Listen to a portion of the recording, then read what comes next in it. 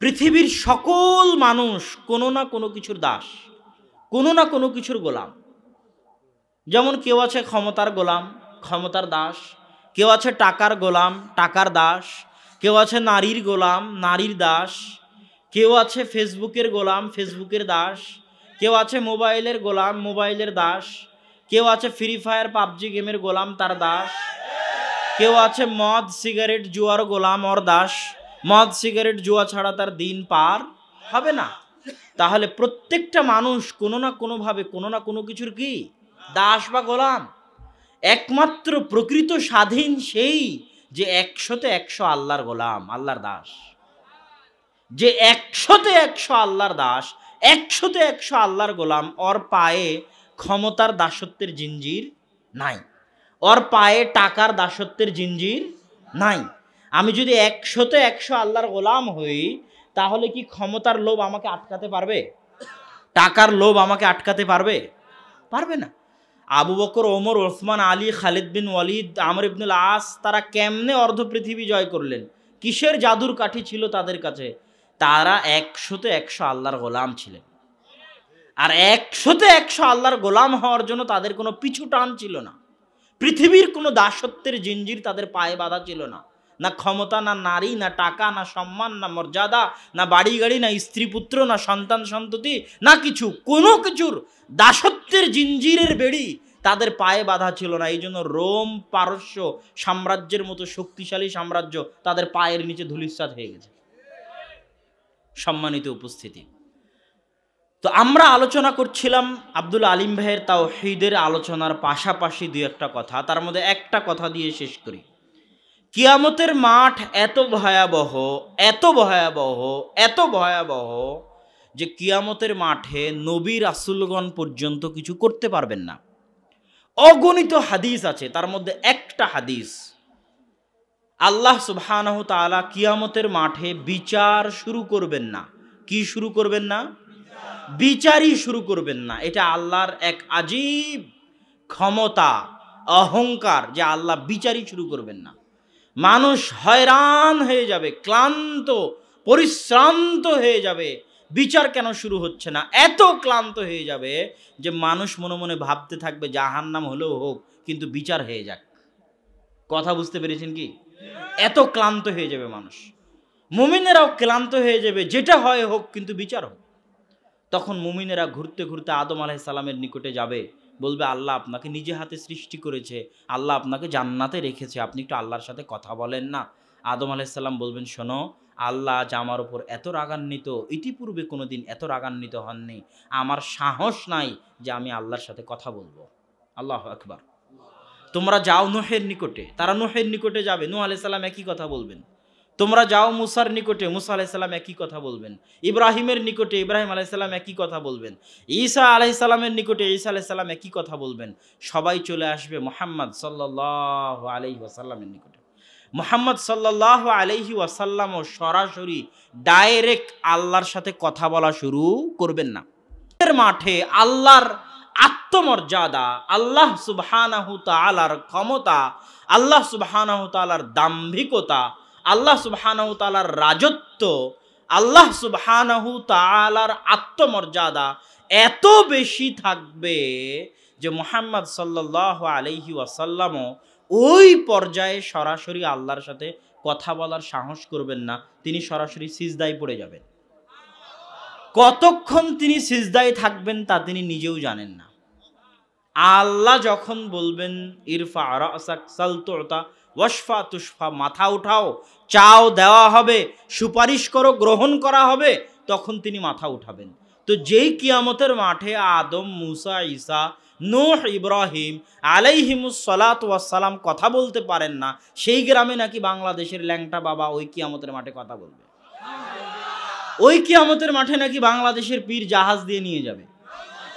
ওই কিয়ামতের মাঠে নাকি পীরের মুরিদ হলে আপনি জান্নাতে চলে যাবেন। নাউযু বিল্লাহি মিন যালিক। এর চাইতে বড় অপমানজনক কথা নবীদের জন্য হতে পারে না। সম্মানিত উপস্থিতি, অতএব চাঁদপুরবাসীর প্রতি আমাদের উদাত্ত আহ্বান, ফিরে আসতে হবে তাওহীদের পথে, ফিরে আসতে হবে আল্লাহর দাসত্বের পথে, ফিরে আসতে হবে শিরকি মুক্ত জীবন যাপনে, ফিরে আসতে হবে বেদাত মুক্ত জীবন যাপনে। আল্লাহ যেন আমাদের তৌফিক দান করে, আল্লাহুম্মা আমিন। আজকে আমার বক্তব্যের সংক্ষিপ্ত বিষয়বস্তু রিজিক। রিজিক এমন এক জিনিস যেটা সম্পর্কে এমন কেউ পৃথিবীতে নাই যারা চিন্তিত নয়, যারা দুশ্চিন্তাগ্রস্ত নয়, যারা ভাবে না, কল্পনা করে না। এখানে উপস্থিত যারা আছে তারাও ভাবে কাল কি খাবো, এক মাস পরে কি খাবো, সংসার কিভাবে চলবে। আমরাও চিন্তা করি আমি কি খাবো, সংসার কিভাবে চলবে। তো রিজিক এমন এক জিনিস যেটা নিয়ে সবাই চিন্তিত। রিজিকের উপর সংক্ষিপ্ত গুরুত্বপূর্ণ আলোচনা পেশ করে আজকে আপনাদের প্রোগ্রামের ইতি টানার চেষ্টা করব ইনশাআল্লাহুল আজিজ। রিজিক কি? রিজিক কি আমি শুধু যেটা খাই সেটা রিজিক? আপনাদেরকে কথা বলতে হবে। আমি কি শুধু যেটা খাই সেটা রিজিক? রিজিক হচ্ছে মানুষ তার সারা জীবনে যা কিছু অর্জন করে, সম্মান, মর্যাদা, পদ, সন্তান সন্ততি, স্ত্রী পুত্র, টাকা পয়সা, ধন দৌলত, খাদ্যদ্রব্য, জ্ঞান, মান মর্যাদা, সব কিছু রিজিকের অন্তর্ভুক্ত। আপনার সন্তান, আল্লাহ আপনাকে যে কয়টা সন্তান দিয়েছে এটা আপনার কিসের অন্তর্ভুক্ত? আপনি যে মেয়েকে বিবাহ করেছেন এটা আপনার কিসের অন্তর্ভুক্ত? আপনি যতটুকু জ্ঞান অর্জন করেছেন এটা কিসের অন্তর্ভুক্ত? আপনি সমাজে যতটুকু মান মর্যাদা সম্মানের অধিকারী এটা কিসের অন্তর্ভুক্ত?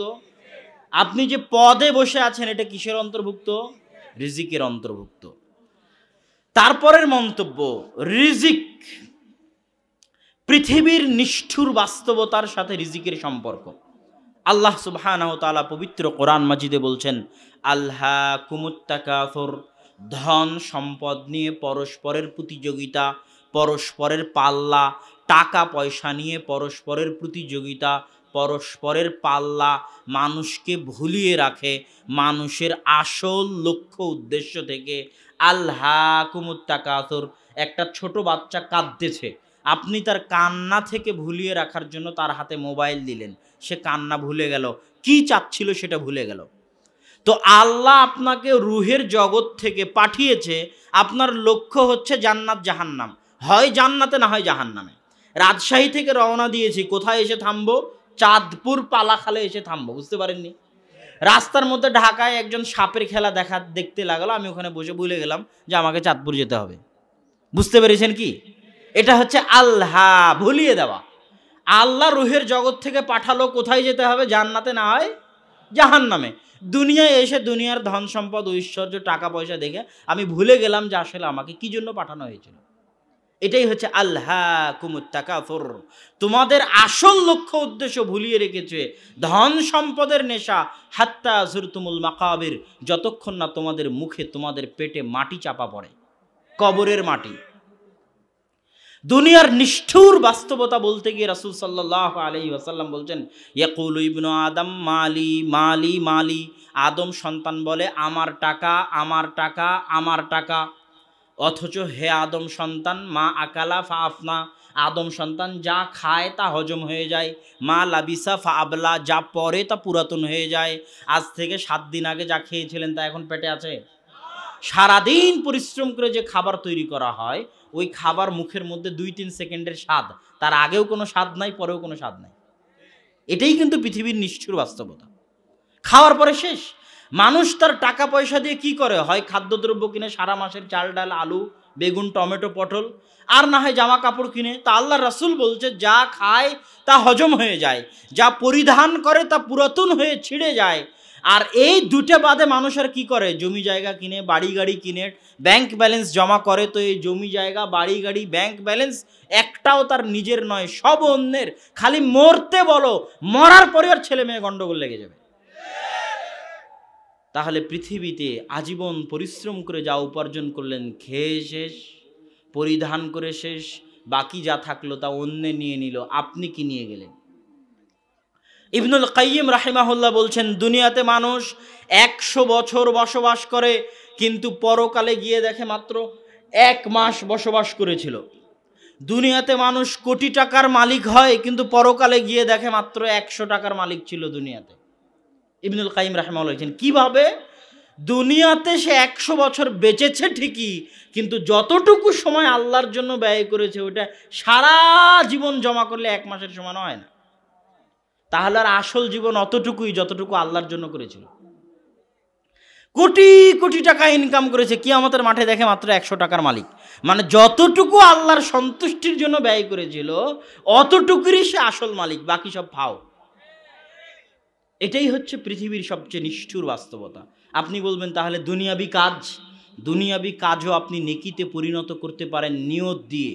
নিয়ত এত শক্তিশালী, এত পাওয়ারফুল, যে কাজ করেননি ওই কাজের নেকি পেতে পারেন নিয়ত দিয়ে।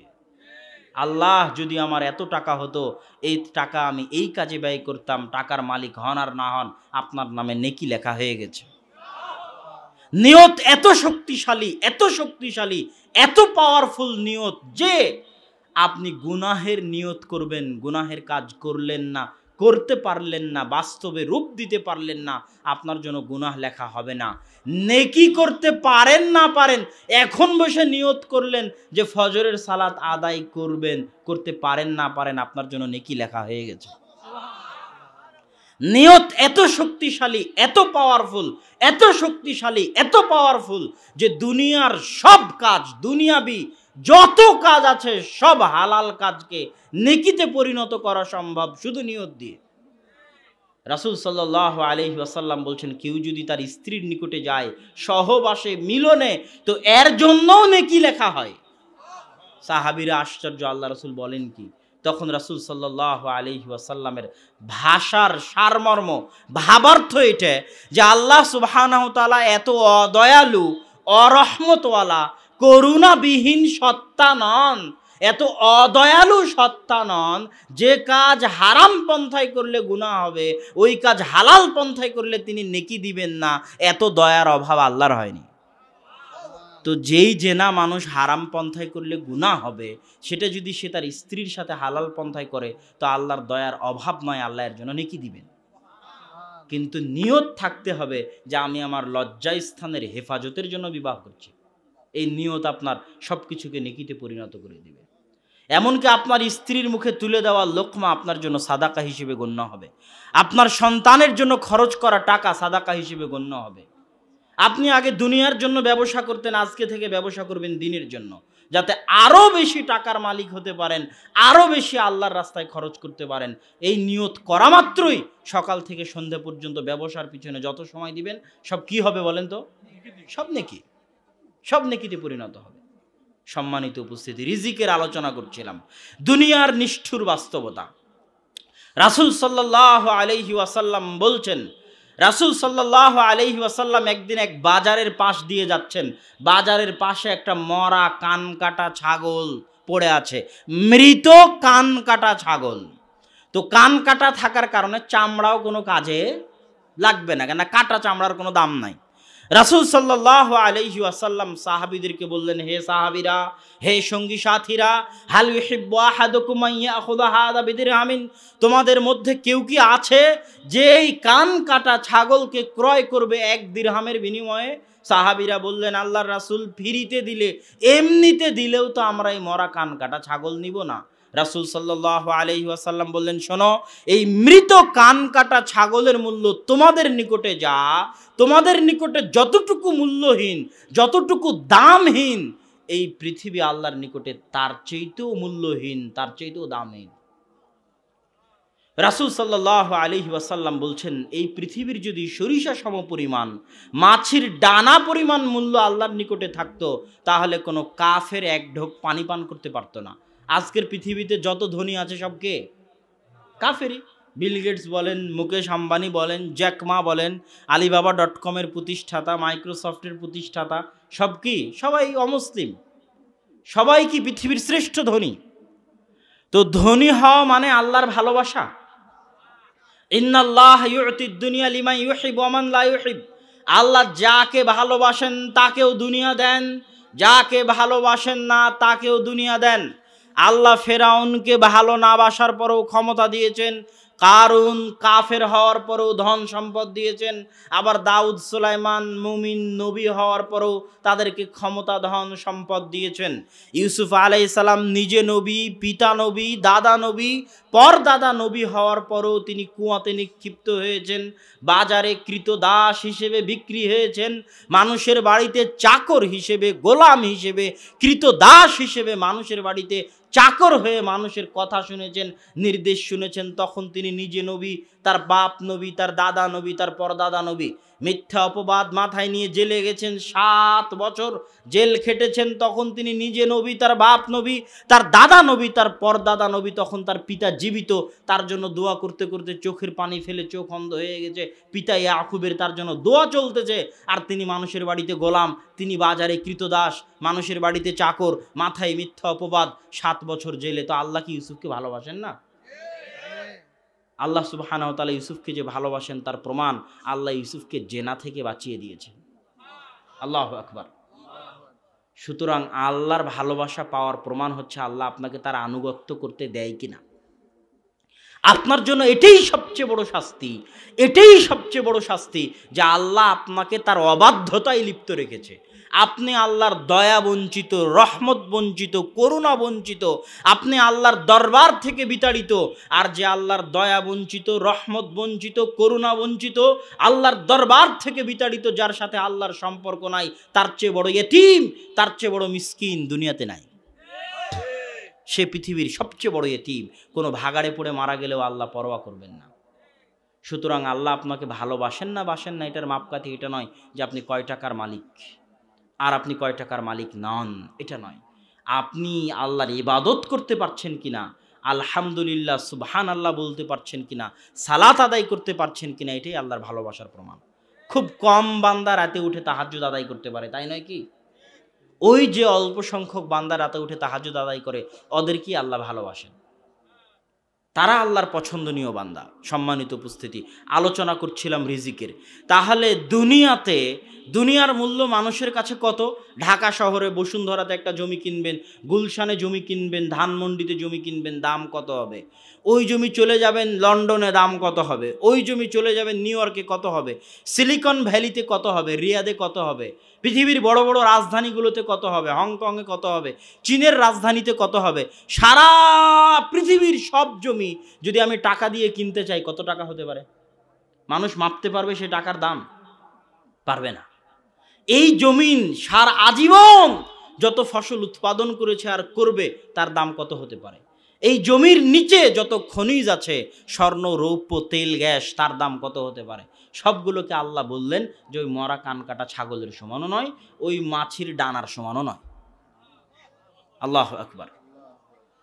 তাহলে দুনিয়ার এই নিষ্ঠুর বাস্তবতা বুঝার পরে আমাদের পরবর্তী অংশ বুঝতে হবে যে টাকা দিয়ে শান্তি ক্রয় করা যায় না। আপনি টাকা দিয়ে এসি কিনতে পারবেন, টাইলস কিনতে পারবেন, বাড়ি উন্নত করতে পারবেন, সুইমিং পুল দিতে পারবেন, কিন্তু টাকা দিয়ে রাতের ঘুম কিনতে পারবেন না। টাকা দিয়ে পরিবারে শান্তি কিনতে পারবেন না। টাকা দিয়ে বাপ বেটা, ছেলে মেয়ে, স্ত্রী সন্তানের মধ্যে ভ্রাতৃত্ব, ভালোবাসা কিনে পাওয়া যাবে না। যদি পাওয়া যেত তাহলে ঐশী তার বাপকে হত্যা করতো না। টাকা দিয়ে কিনতে পাওয়া যাবে না। আপনার টাকা আছে, টাকার ওপর শুয়ে আছেন, তাও রাতে ঘুম হবে না। টাকা আছে, টাকার ওপর শুয়ে আছেন, তাও খেতে পাবেন না। হাত প্যারালাইসিস, ডায়াবেটিস, বিভিন্ন সমস্যা, খাবার পাবেন না, অথচ টাকা আছে। আর ওই দিনাজপুর, রংপুর, কুড়িগ্রাম, লালমনিরহাট, ঠাকুরগাঁ, পঞ্চগড়ের এক বৃদ্ধ পান্তা ভাত দিয়ে যদি রাত্রেবেলা ঘুমায়, তাও আর শান্তিতে ঘুম হবে? এর পরের যেটা পরবর্তী পয়েন্ট, সেটা হচ্ছে রিজিক। আমরা বুঝলাম রিজিক কার হাতে? আমাদের হাতে না আল্লাহ সুবহানাহু ওয়া তাআলার হাতে? এটাকে আমরা মন থেকে বিশ্বাস করি না মুখ দিয়ে স্বীকার করি?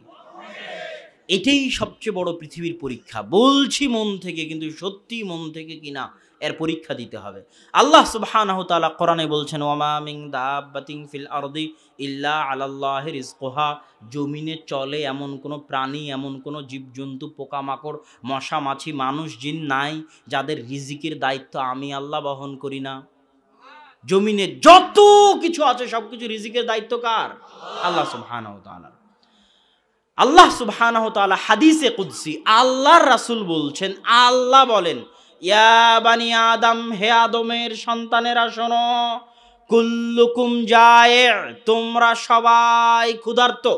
আজকে যারা উপস্থিত সবাই ক্ষুধার্ত, মঞ্চে যারা উপস্থিত সবাই ক্ষুধার্ত, সারা পৃথিবীর কোটি কোটি মানুষ ক্ষুধার্ত। ইল্লা মান আতআমতুহু, রাতে খেতে পেয়েছে সেই যাকে আল্লাহ আমি খেতে দিয়েছি। এটা আল্লাহর ঘোষণা, হাদিসে কুদসি। আল্লাহ স্পষ্ট ভাষায় বলছে সবাই ক্ষুধার্ত, খেতে পায় ও যাকে আল্লাহ আমি খেতে দিই। ফাস্তাতিমুনি, পরের বাক্য শুনেন, ফাস্তাতিমুনি উতিমুকুম, অতএব খাদ্য চাও আমার নিকটে, রিজিক চাও আমার নিকটে, আমি আল্লাহ রিজিক দিব।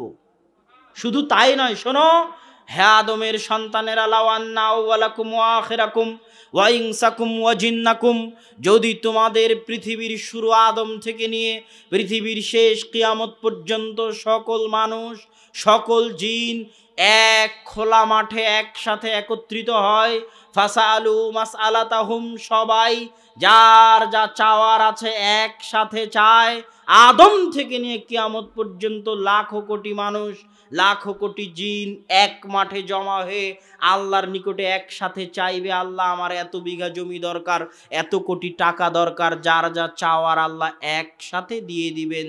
তারপরেও মা নাকাসা মিম্মা ইনদি, একসাথে এত মানুষের সকল চাওয়া পূরণ করার পরেও আমি আল্লাহ আমার নিকটে যে ধন ভাণ্ডার আছে সেখান থেকে অতটুকুও কমতি হবে না। একটা সুঁই সমুদ্রে ডুবানোর পরে উঠালে ওই সুঁয়ের সাথে লেগে থাকা পানির কারণে সমুদ্রের পানিতে যতটুকু কমতি সৃষ্টি হয়, আদম থেকে নিয়ে কিয়ামত পর্যন্ত এত মানুষ এত জিনকে এক মাঠে একসাথে সকলের সকল চাওয়া একবারে পূর্ণ করার পরেও আমার ধন ভাণ্ডারে অতটুকু কমতি সৃষ্টি হবে না। তিনিই হচ্ছেন আল্লাহ সুবহানাহু ওয়া তাআলা। আর আপনি, আচ্ছা এমপির ছেলের কি টাকার ভয় আছে নাকি? হ্যাঁ, মন্ত্রীর যে কোটিপতি মুসা বিন শমসের, ওর ছেলের টাকার ভয় আছে? আর যে আব্দুল গনি, ধনীর বান্দা, একমাত্র ধনীকে আল্লাহ কোরআনে স্পষ্ট বলছে, আনতুমুল ফুকারা, তোমরা সবাই কি ফকির। এটা আল্লাহর স্পষ্ট ঘোষণা, তোমরা সবাই ফকির, একমাত্র ধনী আল্লাহ সুবহানাহু ওয়া তাআলা। আর আমরা আল্লাহর বান্দা, মানে ধনীর বান্দা। তো যে নিজেকে 100তে 100 আল্লাহর বান্দা বানাবে, সে কি রিজিকের ভয় করতে পারে? রাজার সন্তান যদি টাকার ভয় না করতে পারে, কোটিপতির মালিকের সন্তান যদি টাকার ভয় না করতে পারে, তাহলে যে 100তে 100 আল্লাহর গোলাম, সে কি রিজিকের ভয় করবে? অসম্ভব, হতে পারে না। সম্মানিত উপস্থিতি, রিজিক আল্লাহ সুবহানাহু ওয়া তাআলার হাতে। রিজিক আর ভাগ্য এমন যে মৃত্যু যেভাবে মানুষকে খুঁজে, রিজিক সেভাবে মানুষকে খুঁজে। আপনি মৃত্যু থেকে পালাতে পারবেন? রিজিক থেকে পালাতে পারবেন? আপনি তো রিজিকের জন্য দৌড়াচ্ছেন, কিন্তু আল্লাহর রাসূল বলতেছেন কি, আব্দুল্লাহ বিন মাসউদ রাদিয়াল্লাহু তাআলা আনহু থেকে বর্ণিত, যে কেউ দুনিয়া থেকে যাবে না যতক্ষণ না তার ভাগ্যে লেখা রিজিক সে পূর্ণ করে। সে দুনিয়া থেকে বিদায় হবে না তার ভাগ্যে লেখা রিজিক পূর্ণ না করার আগ পর্যন্ত। তাহলে রিজিক আপনাকে খুঁজবে, রিজিক আপনাকে খুঁজবে মৃত্যুর মতো। রিজিক আল্লাহ সুবহানাহু ওয়া তাআলার হাতে, রিজিক একমাত্র তিনিই দিতে পারেন। পরের প্রশ্ন, যদি আল্লাহ রিজিক দেয় তাহলে আমি কি জন্য পরিশ্রম করব? প্রশ্ন ঠিক আছে? ঘরে বসে আল্লাহ রিজিক দিতে পারেন না? মানুষ কিন্তু প্রশ্ন করে যে তাহলে আমি কি জন্য পরিশ্রম করব, যখন রিজিকের মালিক আল্লাহ। আল্লাহ সুবহানাহু ওয়া তাআলা কোরআন মাজিদে বলছেন, হুয়াল্লাযী জাআলা লাকুমুল আরদা যালুলান ফামশু ফি মানাকিবিহা ওয়া কুলু মির রিজকি। ওই আল্লাহ, সেই আল্লাহ যিনি জমিনকে তোমাদের অধীনস্থ করে দিয়েছে, এই জমিনে তোমরা বিচরণ করো আর এই জমিনের রিজিক খাও। খাওয়ার নির্দেশ কার? আর এক আয়াতে আল্লাহ সুবহানাহু ওয়া তাআলা বলছেন, ফাইদা কুদিয়াতিস সালাত ফান্তাশিরু ফিল আরজ, যখন সালাত শেষ হয়ে যায় জমিনে ছড়িয়ে পড়ো। ফজরের সালাত আদায় করে ঘুমিয়ে যেও না, অলস হয়েও না। আল্লাহ অলসতা পছন্দ করেন না। আল্লাহ বলছেন সালাত শেষ করে জমিনে বেরিয়ে পড়ো। কি জন্য বেরিয়ে পড়বে? ওয়াবতাউ মিন ফাজলি, জেনে রাখো আদম সন্তান, জমিনের প্রত্যেকটা ইঞ্চিতে, প্রত্যেক ইঞ্চি মাটিতে আল্লাহর দয়া আছে, আল্লাহর রহমত আছে। ওই আল্লাহর দয়া রহমত অনুসন্ধানের জন্য বেরিয়ে পড়ো। যে সালাত শেষ করার পর ঘুমিয়ে যাবে, অলসতা অবলম্বন করবে, ঘরে শুয়ে থাকবে, রিজিকের অনুসন্ধান করবে না, ও লাট সাহেব আল্লাহর দয়ার মূল্যায়ন জানে না। ও অহংকারী যে আল্লাহর দয়ার পিছনে ছুটতে চায় না। আল্লাহ বলছে সালাত শেষে বেরিয়ে পড়ো। কেন জমিনে বেরিয়ে পড়বে? জমিনের প্রতি ইঞ্চি মাটিতে আমি আল্লাহ আমার দয়া আছে, ওই দয়া অনুসন্ধানের জন্য বেরিয়ে পড়বে। একটা টাকা যদি হালাল উপায়ে ইনকাম করার রাস্তা থাকে, ওই এক টাকা উপার্জন করার চেষ্টা করা আপনার জন্য জরুরি। দাউদ আলাইহিস সালাতু ওয়াস সালাম গোসল করছেন, আসমান থেকে স্বর্ণের বৃষ্টি হচ্ছে। দাউদ আলাইহিস সালাম গোসল বাদ দিয়ে স্বর্ণ কুড়াতে গেছে। দাউদ আলাইহিস সালামের কি টাকার এতই অভাব? আল্লাহ যে সমস্ত নবী রাসূলকে সবচেয়ে বেশি ক্ষমতা আর সবচেয়ে বেশি ধন সম্পদ দিয়েছিলেন, তাদের একজন দাউদ আর সুলাইমান, বাপ বেটা আলাইহিমাস সালাতু ওয়াস সালাম। তো দাউদ আলাইহিস সালামের টাকার অভাব নয় যে গোসল বাদ দিয়ে স্বর্ণ কুড়াতে যেতে হবে। দাউদ আলাইহিস সালাম কেন গেলেন? দাউদ আলাইহিস সালাতু ওয়াস সালাম বুঝাতে চাচ্ছেন যে আমি এত কোটি টাকার মালিক হওয়ার পরেও, এত ক্ষমতা অর্জন করার পরেও আমি আল্লাহর রহমতের ভিখারি, আমি আল্লাহর দয়ার মুখাপেক্ষী, আমি আল্লাহর রহমত করুণার ফকির, মিসকিন। কোটি টাকার মালিক হওয়ার পরেও, শত বিঘা সম্পত্তির মালিক হওয়ার পরেও, পৃথিবীর সকল ক্ষমতার মালিক হওয়ার পরেও আমি আল্লাহর দয়ার ভিখারি, আল্লাহর রহমতের ভিখারি। ওই জন্য কুড়াতে গেছেন স্বর্ণ। কেন? ওই স্বর্ণটা কার দয়া? আল্লাহর দয়া। তাহলে একটা রিক্সাওয়ালাকে আমি বললাম পালাখাল যাব, ও পায়ের উপর পা তুলে বলে যে আমি যাব না, আমার যা ইনকাম করার তা হয়ে গেছে, আজ বাড়ি চলে যাব। তাহলে আমি ওর জন্য ছিলাম আল্লাহর দয়া, আরও আল্লাহর দয়াকে অবমূল্যায়ন করলো, ওর রিজিকে কোনোদিন বরকত হবে না। তাহলে আপনি রিজিক উপার্জনের চেষ্টা করবেন কেন? আল্লাহর দয়ার সামনে নিজেকে ছোট দেখাতে, আল্লাহর দয়ার সামনে নিজেকে ফকির দেখাতে, আল্লাহর দয়ার সামনে নিজেকে মিসকিন দেখাতে। আপনি টাকা উপার্জনের জন্য বের হবেন হালাল উপায়ে, 100 তলা বিল্ডিং তৈরি করবেন হালাল উপায়ে, 100 বিঘা জমি ক্রয় করে বলবেন এই 100 তলা বিল্ডিং বানানোর ক্ষমতা আমার ছিল না, যদি আল্লাহ না দিত। এটা আল্লাহর দয়া, এটাই আল্লাহ চান। আচ্ছা, রিজিক কিভাবে বাড়বে? রিজিক বৃদ্ধির উপায় কোরআন এবং হাদিস অনুযায়ী। রিজিক বৃদ্ধির ক্ষেত্রে কোরআন হাদিসে যে কথাটা সবচেয়ে বেশি এসেছে সেটা হচ্ছে বরকত। কি বলেন তো? বরকত মানুষ বুঝে না। বরকত কি, বরকত কিভাবে পাওয়া যায় তাও মানুষ বুঝে না।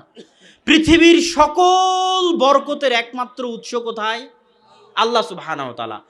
আল্লাহ এবং আল্লাহর সাথে সম্পৃক্ত যা কিছু আছে তা সবই বরকত। যেমন আল্লাহর সাথে সম্পৃক্ত হচ্ছে আল্লাহর নাম।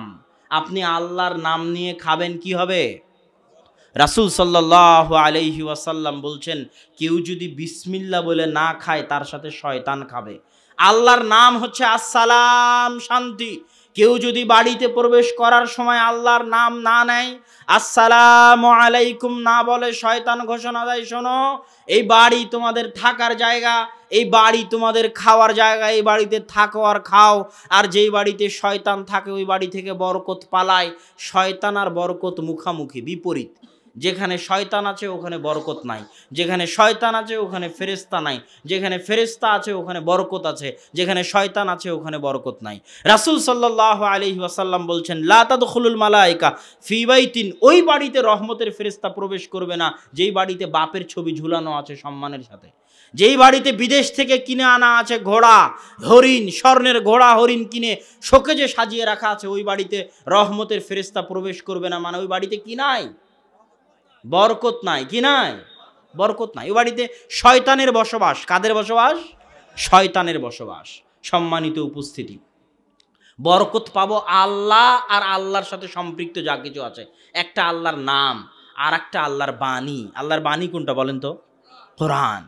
কোরআনবিহীন জীবন অন্ধকার জীবন, কোরআনবিহীন জীবন পশু প্রাণীর জীবন, কোরআনবিহীন জীবন কুকুর শ্রীগালের জীবন, কোরআনবিহীন জীবন কুকুর শুকুরের জীবন, কোরআনবিহীন জীবন গরু ছাগলের জীবন।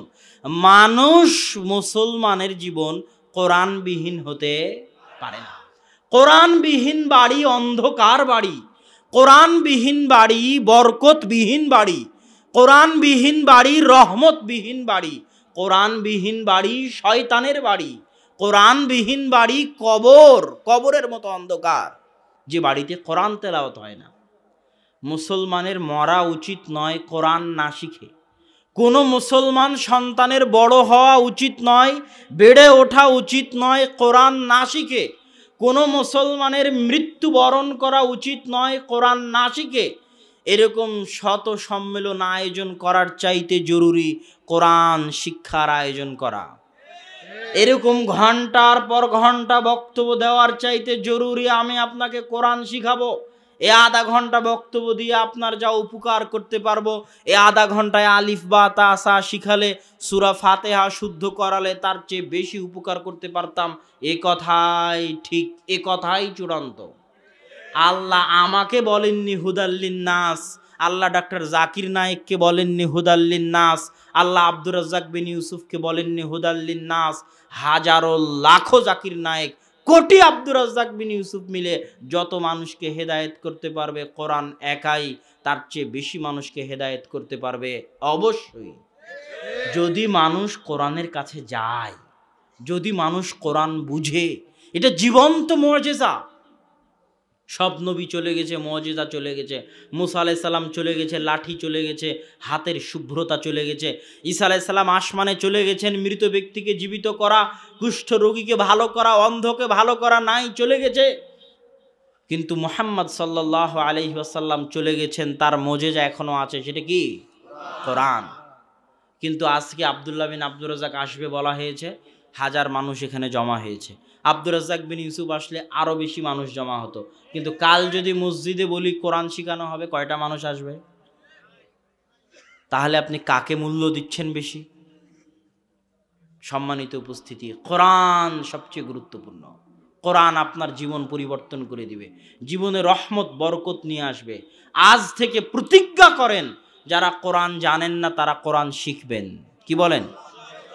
আর যারা কোরআন জানেন তারা অন্তত পক্ষে দিনে কিছুই না পারলে সূরা ইখলাস 3 বার পাঠ করবেন। ইনশাআল্লাহ বলেন ইনশাআল্লাহ। আল্লাহ আপনাদেরকে কবুল করুক, আল্লাহুম্মা আমিন। তাহলে টাকা পয়সায় বরকত হবে কি দিয়ে বলেন তো? কোরআন দিয়ে। বাড়িতে বরকত হবে কি দিয়ে? বাড়িতে শান্তি আসবে কি দিয়ে? কোরআন দিয়ে। আসসালামু আলাইকুম দিলে বাড়িতে শান্তি আসবে। বিসমিল্লাহ বলে খেলে, বিসমিল্লাহ বলে দরজা বন্ধ করলে, কোরআন তেলাওয়াত করলে বাড়িতে শান্তি আসবে।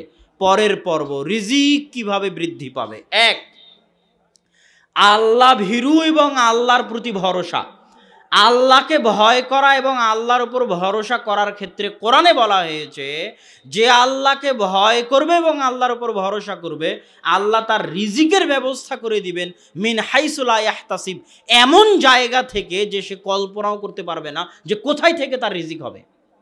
2, আল্লাহর নিকটে ক্ষমা চাওয়া। ওমর রাদিয়াল্লাহু তাআলা আনহু একদিন বৃষ্টি প্রার্থনার জন্য বের হলেন। বৃষ্টি প্রার্থনার সালাত আদায় করবেন।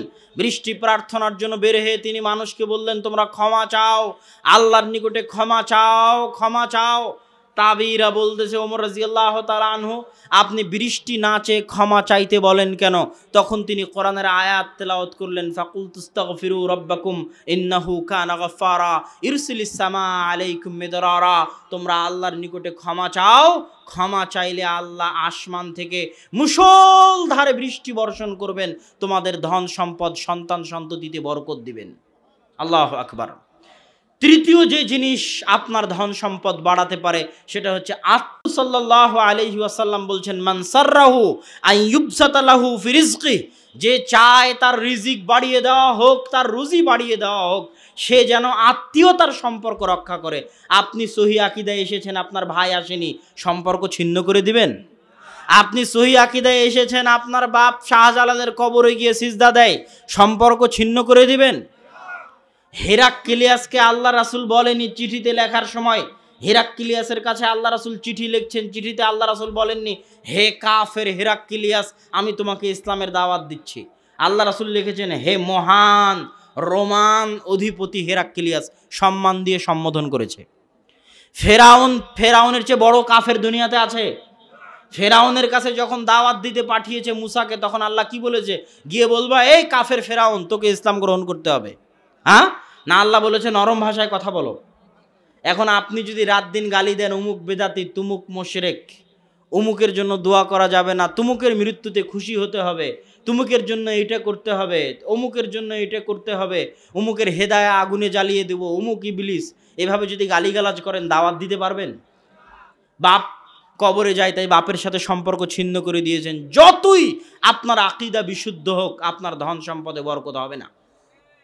বাপ মুসলমান আছে, কাফের যদি হয়ে যায়, মুশরিক যদি হয়ে যায়, হিন্দু যদি হয়ে যায়, তবুও বাপের সম্মান রক্ষা করতে হবে, বাপের সাথে ভালো ব্যবহার করতে হবে, আত্মীয়তার সম্পর্ক রক্ষা করতে হবে, তাদের সাথে ভালো ব্যবহার করতে হবে। যতক্ষণ না আল্লাহ বিরোধী কোনো আদেশ দিয়েছে ততক্ষণ বাপের সম্মান, আত্মীয়তার সম্পর্ক রক্ষা করতে হবে, না হলে রুজি রুটি কমে যাবে, রুজি রুটিতে বরকত থাকবে না। রুজি রুটিতে বরকত হওয়ার চতুর্থ এবং পঞ্চম বড় বিষয় বিবাহ করা, অত্যাধিক সন্তান নেওয়া, আল্লাহর রাস্তায় দান করা। কেন বিবাহ করলে, কেন অত্যাধিক সন্তান নিলে, কেন আল্লাহর রাস্তায় দান করলে রুজিতে বরকত হবে? প্রত্যেকেই পৃথিবীতে যতজন এসেছে সবাই নিজ নিজ রিজিক নিয়ে পৃথিবীতে এসেছে। আমি যখন একাই ছিলাম তখন আল্লাহ আমার রিজিক আমার হাতে দিত। আমি যখন বিয়ে করলাম আমার স্ত্রীকে, তখন তার রিজিকটাও আল্লাহ আমার হাত দিয়ে দিবে। আমার বাড়িতে যখন একটা সন্তান হলো, ওর ভাগ্যে যদি পোলাও গোস্ত থাকে তো ওইটার রিজিকের ব্যবস্থা আল্লাহ আমার হাত দিয়ে করে দিবে। যত মানুষের রিজিকের দায়িত্ব আপনি গ্রহণ করবেন, তত মানুষের রিজিকের দায়িত্ব টাকা আল্লাহ আপনার হাত দিয়ে দিবে। এই জন্য বিবাহ করলে, সন্তান নিলে রিজিক বাড়বে। আল্লাহ কোরআনে বলছেন, লা তাকতুলু আওলাদাকুম খাশিয়াতা ইমলাক, দুনিয়ার মানুষ রুজির ভয়ে সন্তান হত্যা করিও না। কেন? আমি তোকেও খাওয়াই, তোর সন্তানকেও খাওয়াবো। এখন পর্যন্ত তুই তোর নিজের রিজিকের মালিক হতে পারিসনি, কেমনে তুই নিজের সন্তানের রিজিক নিয়ে চিন্তা করিস? অতএব সন্তান অতিরিক্ত হলে আল্লাহ সুবহানাহু ওয়া তাআলা রুজিতে বরকত দিবে, ধন সম্পদে বরকত দিবে। এটা রিজিক বৃদ্ধির একটা মাধ্যম। রিজিক বৃদ্ধির আর একটা মাধ্যম মাদ্রাসার ছাত্রদের পিছনে খরচ করা। দলিল, রাসূল সাল্লাল্লাহু আলাইহি ওয়াসাল্লামের দরবারে একজন সাহাবী কোরআন পড়ে, হাদিস পড়ে, ওর ভাই ব্যবসা করে। ওর ভাই এসে আল্লাহ রাসূলের কাছে অভিযোগ দিয়েছে যে, আল্লাহর রাসূল, আমার ভাই আপনার নিকটে পড়াশোনা করার কারণে আমার সংসার ধ্বংস হয়ে যাচ্ছে। তখন আল্লাহ রাসূল উত্তরে বললেন, শোনো, লাআল্লাকা তুরযাকু বিহি, তুমি যতটুকু রিজিক পাও অতটুকু রিজিক এই জন্যই পাও যে তুমি তোমার ভাইয়ের খরচ বহন করতেছো। আল্লাহু আকবার। তো সম্মানিত উপস্থিতি, রিজিক ধরে রাখার সবচেয়ে বড় মাধ্যম হচ্ছে নেয়ামতকে মূল্যায়ন করা, নেয়ামতের শুকরিয়া আদায় করা। আজ আপনি কোটিপতি লাখপতি হয়েছেন, আপনার সন্তানও কোটিপতি লাখপতি থাকবে কিনা তা নির্ভর করে আপনি কতটা নেয়ামতের শুকরিয়া আদায় করতে পারতেছেন। আপনার স্ত্রী যদি চাউল ধুতে গিয়ে চাউল ফেলে দেয়, একটা উঠিয়ে না নেয়, খাবার খেতে গিয়ে হাত চেটে না খায়, প্লেট চেটে না খায়, পড়ে যাওয়া খাদ্য তুলে না নেয়, আজ আপনি যত বড় ধনী হন, আপনার এই টাকা টিকবে না, ফকির হবেন, হতে বাধ্য। আপনি না হলে আপনার সন্তান হবে, না হলে তার পরবর্তী প্রজন্ম হবে, হতে বাধ্য। কেননা ওই একটা ভাতের মূল্য আল্লাহর নিকটে অনেক। আল্লাহ তার নেয়ামতের অবমূল্যায়ন বরদাস্ত করতে পারেন না।